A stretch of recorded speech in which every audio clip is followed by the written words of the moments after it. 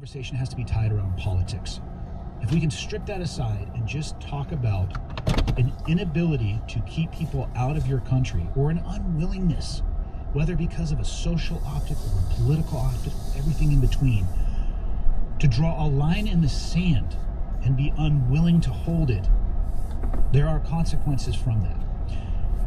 There are people who have dove into this much deeper than myself. Sean Ryan has done some fantastic podcasts with people who are in this space. They have their fingers on the pulse of what is going on in these environments.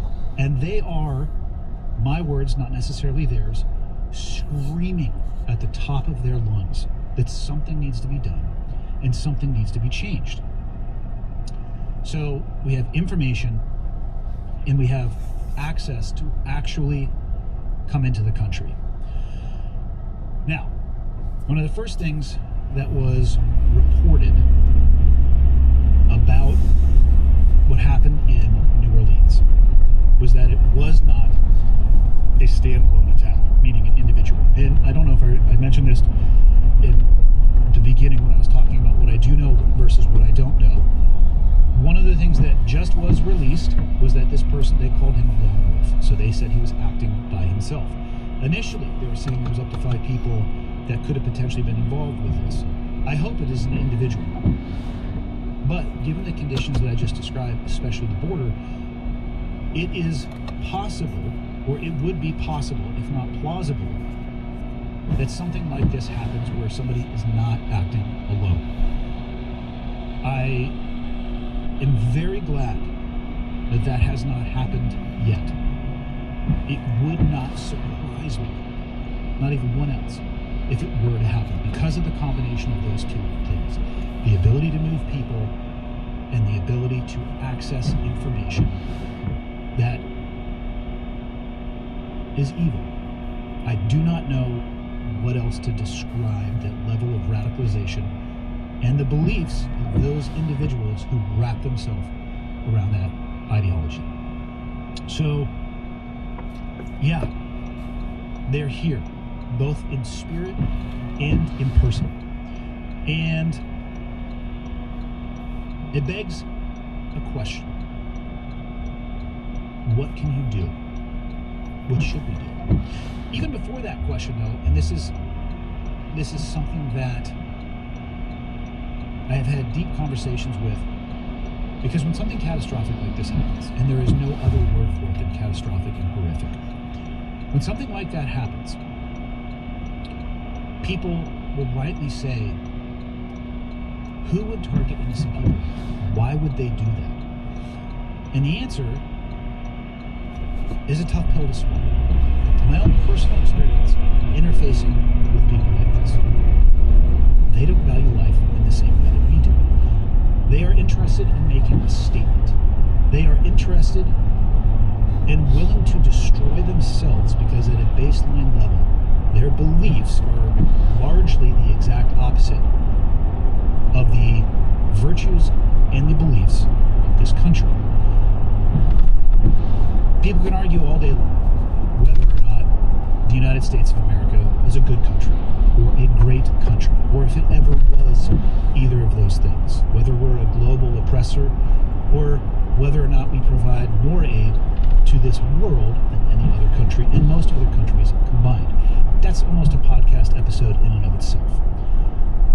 This episode is brought to you by Timeline. We are today 2 days in to promoting an essential cellular clean goals. This could be it. Well, at the end, back to the show. Regardless of who you are and where you are, you have an access to someone. There is somebody out there who does not believe what you believe. Maybe it's the exact opposite of what you believe. And the beauty is the vast majority of human beings are capable of holding the exact opposite opinion of somebody else and not doing anything about it, other than sometimes spirited conversations and disagreements. They can agree to disagree. Even if they can not agree to disagree, they can coexist without destroying each other. Now, the radical elements of that are not interested in that. They are interested in their way for everybody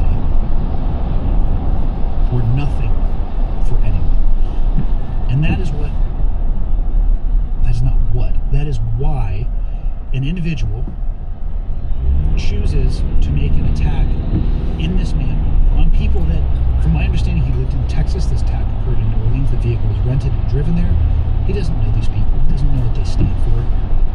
But he knows that January 1st, New Year's Eve, is a time and place where there will be a lot of people. And he can inflict maximum damage on people that he has never met and has no understanding of what they believe. And why would somebody do that? Because they don't care. And they're evil. Because the ideology and the radicalization is about destruction. It's about control. It is legitimately pure evil. And I say that as somebody who has looked into the whites of the eyes of these individuals, and I don't know of any other way to stop them or solve this problem other than putting their lights out. And I don't mean temporarily. So, we have an axis. We all do. Thankfully, almost nothing will do anything, or almost nobody will do anything with that other than disagree with you. But it begs the question, what can we do? And I'm going to bifurcate this into two places. There's a state and federal government, and then there is that at an individual. At a national level or at a state level, we as individuals, I'm not so sure that there is anything that we can really do other than vote. If you are living in an environment and a condition that you think is not actively participating in growing something like this, but is creating an environment where things like this can happen unchecked, you have an opportunity to do something about that. Yes, it may only occur every 2 to 4 years, but it is an actionable step that you can take. It's better than sitting on the sidelines and watching the news when you wake up on New Year's Day, hoping to see pictures of, let's look at the celebrations that occurred around the world. And instead what you see, and honestly what I recommend is everybody put this episode on pause and go onto the internet and find some images of people that were driven over by this vehicle, whose bodies are contorted on the ground in shapes that human bodies are not meant to be in. Do that for a second. Think on that for a second. And then ask yourself, what's it going to take for me to get off the fence and do something about this? And again, I'm talking about at the state or federal level. You can vote. You can voice your opinion, and you can stay engaged. From a policy level, things take time to change. From a national security level, most of us as individuals, right, we're not going to have any ability to impact any of this. And that sucks. So, we need the right policies. We need the right people in place to execute those policies. And we need to have a spark as a country to stand for what we believe in. Because if we don't believe in our ability to protect our own citizens, or if in general we are unwilling to stand for our beliefs because we're going to offend one group or the other, then let's just throw the towel in and admit that we don't believe in anything. We didn't stand for anything. That's not who I am as a person. That's not how I was raised. That's not how I'm raising my kids. That's not how I want to interface in our society. And that's not what I want to look like to the world.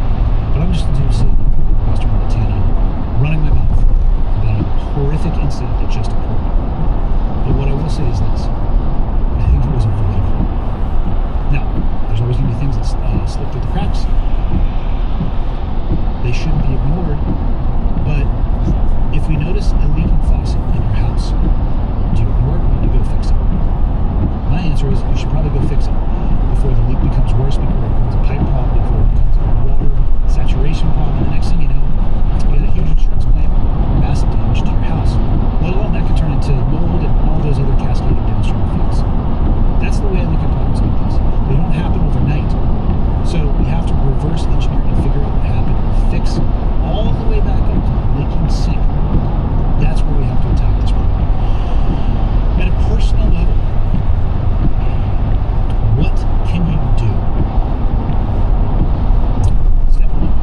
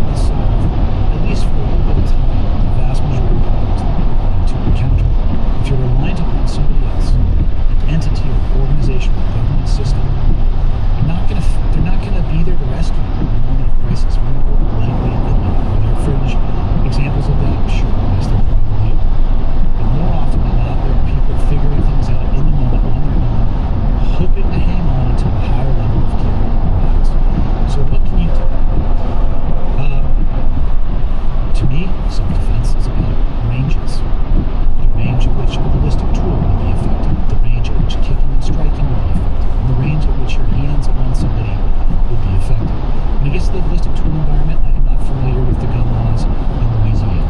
When it comes to concealed carry, what I will say is this: almost every state, if not every state that I have ever had a concealed carry permit in, as soon as you combine alcohol with the concealed carry permit, the firearm is supposed to go away. So if you're going to follow the letter of the law, it bet you no weapons should have been present there on Bourbon Street except for law enforcement. If you're going to carry concealed, follow the law. Right? There's a reason that it's existing, and you're really risking losing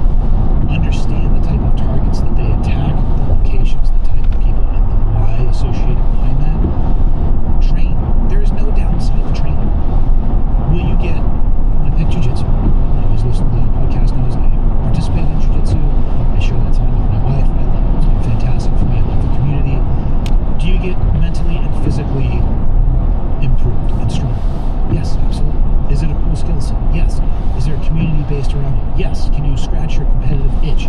Yes. It's awesome. I've seen the same thing in shooting. I've seen the same thing again in Muay Thai, in boxing, in wrestling, all of these things.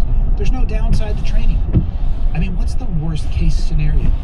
You are an incredibly competent and capable version of yourself? Ah, that sucks, right? Who wants that? How about everybody? Everybody should want that. You should be as dangerous as humanly possible and then never use it. Because in your journey to becoming dangerous, you're going to become such a better version of yourself. You'll actually probably end up becoming more empathetic and more kind. That has been my experience. Those who are the most capable of violence are the least likely to use it, and often the most generous, kind people that I've ever been around. So we recognize it, we train for it, and we train to help our fellow citizens and those in need. That's the only advice that I can offer you. Yes, they're here.